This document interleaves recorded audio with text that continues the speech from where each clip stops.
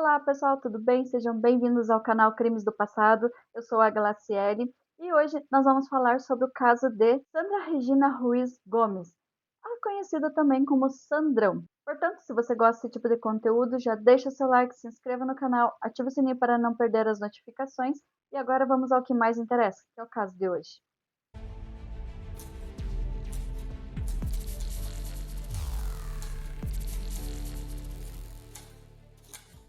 Em 21 de outubro de 2003, a tranquilidade da região de Mogi das Cruzes, em São Paulo, foi interrompida por um crime que chocaria o país.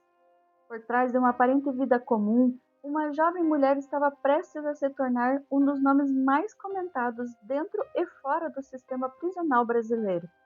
Seu nome era Sandra Regina Ruiz Gomes, mas nas manchetes e nos corredores de Tremembé, ela ficaria conhecida como Sandrão. Nascida e criada em Mogi das Cruzes, Sandra era conhecida pelos vizinhos e vivia um relacionamento com Valdir Ferreira Martins, seu namorado na época. A casa onde eles moravam era modesta, como tantas outras da região.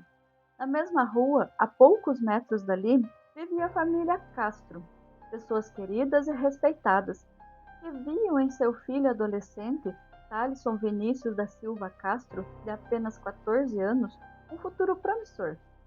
Mas, por motivos que jamais fariam sentido, a vida desse jovem seria interrompida de forma trágica, e sua história passaria a habitar as páginas mais sombrias dos arquivos criminais brasileiros. Tudo começou como um plano simples, mas ao mesmo tempo cruel. Sandra, Valdir e um amigo conhecido como Formiga, ainda menor de idade, acreditavam que poderiam conseguir um dinheiro rápido por meio de um sequestro. O alvo escolhido foi o vizinho, o próprio garoto Thalisson. Segundo o trio, a família parecia ter melhores condições. Uma casa bonita, dois carros na garagem e uma aparência de estabilidade que despertou neles a ideia desse possível sequestro.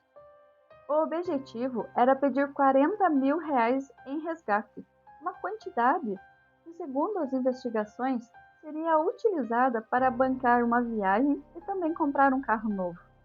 Na tarde do dia 21 de outubro de 2003, Formiga foi responsável por atrair o Thalisson.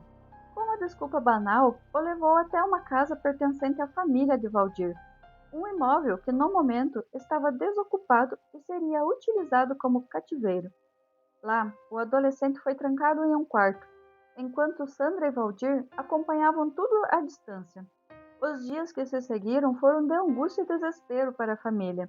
Enquanto o garoto permanecia em poder dos sequestradores, os pais recebiam ligações exigindo dinheiro, tentando negociar valores que eles sabiam ser impossíveis de pagar. O pedido inicial de 40 mil reais caiu pela metade, depois por menos da metade, mas nada parecia suficiente para satisfazer aqueles criminosos. E enquanto o drama se desenrolava, a Sandra, que até então era considerada amiga da família, foi até a casa dos pais de Thalisson. Ela chorou, consolou, fez promessas de ajuda, fingiu estar ao lado deles, compartilhando da dor e do medo que eles estavam sentindo. Inclusive, ela foi uma das peças-chave no incentivo para que os pais de Thalisson não ligassem para a polícia, alegando que isso poderia piorar a situação do sequestro. O que ninguém naquela família sabia ou poderia imaginar era que ela, na verdade, era uma das responsáveis pelo desaparecimento do menino que todos procuravam. Mas o plano começou a desmoronar quando Thalisson, em um momento de descuido dos sequestradores, conseguiu sair do quarto onde estava trancado. Ele foi até a sala e ligou a televisão. Quando Sandra e Valdir chegaram à casa, o adolescente os reconheceu imediatamente. A partir daquele instante, a situação mudou de forma irreversível. O medo de serem identificados, presos e condenados tomou conta. E na tentativa de apagar o próprio erro, eles cometeram um erro maior ainda. Na noite daquele mesmo dia, Thalisson foi levado a um local isolado, conhecido como Prainha, na região de Mogi das Cruzes. Ali, longe de todos, o Formiga, menor de idade, tirou a vida de Thalisson. O corpo foi encontrado dias depois, amarrado e ainda com o uniforme do colégio e com sinais de violência. A descoberta mergulhou a cidade em luto e também em revolta. Após encontrar o corpo de Talisson, a polícia iniciou rapidamente as investigações. Eles conseguiram rastrear as ligações feitas para a casa da família, seguiram pistas e logo chegaram até os responsáveis. Formiga foi o primeiro a confessar o envolvimento no sequestro do menino. Suas declarações levaram à prisão de Sandra e também de Valdir. O caso ganhou destaque em telejornais do país inteiro. A figura de Sandra, uma jovem de aparência comum, se transformava diante das câmeras em uma das criminosas mais comentadas da época. Durante o julgamento, ela negou envolvimento direto na morte do menino, alegando que o plano era apenas obter o valor do resgate e que não havia intenção de tirar a vida do menino. Ainda assim, ela foi condenada a 27 anos de prisão, pena depois reduzida para 24 anos por não ter participado da execução em si. Valdir recebeu uma pena de 30 anos. Formiga, por ser menor, cumpriu medidas socioeducativas. A prisão de Sandra ocorreu no auge da cobertura midiática sobre crimes violentos no Brasil. Ela foi encaminhada à penitenciária feminina de Tremembé, em São Paulo, que ficaria conhecido justamente por abrigar algumas das mulheres mais famosas do país, condenadas por crimes de grande repercussão. Foi ali que nasceu a figura de Sandrão. O apelido surgiu dentro dos muros de Tremembé. Com uma postura firme, voz imponente e personalidade dominante, Sandra rapidamente conquistou espaço entre as detentas. Assumiu posição de liderança, tornando-se uma espécie de chefe de cela, alguém respeitada e, segundo relatos, temida por muitas. Dentro da prisão, se envolveu em relacionamentos afetivos com Elise Matsunaga e Suzanne von Richthofen, duas das criminosas mais conhecidas do país. O trio ganhou notoriedade e a imprensa passou a retratar Sandrão como uma mulher de influência e poder no ambiente prisional. Em 2011, 8 anos após a sua condenação, um episódio de agressão a um agente penitenciário fez com que ela perdesse o direito à progressão do regime por um tempo. Apesar disso, com o passar dos anos voltou a cumprir pena de forma disciplinada. Conseguiu o semiaberto em 2015 e pouco depois o regime aberto.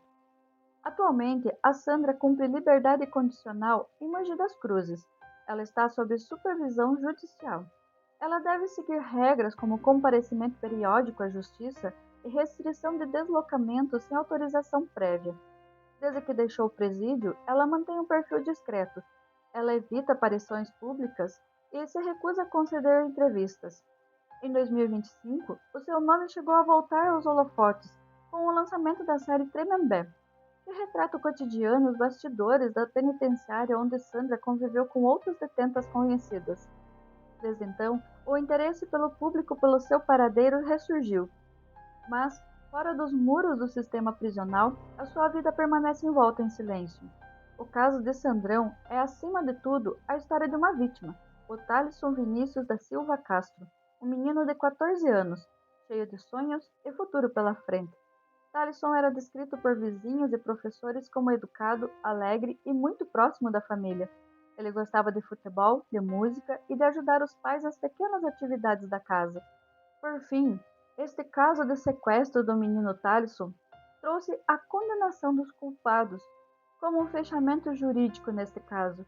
Mas hoje, mais de 2 décadas depois, o nome de Talisson sobrevive nas lembranças de quem o conheceu, um símbolo da inocência interrompida pela ganância e pela crueldade humana. Sua história nos lembra que por trás de cada caso criminal há vítimas reais, famílias destruídas e também futuros interrompidos. Bom, pessoal, esse foi o caso de hoje. Eu espero que vocês tenham gostado. Se gostaram, deixe seu like que me ajuda muito na divulgação deste canal e também dos vídeos que eu já trouxe aqui para o canal. E nos vemos no próximo episódio.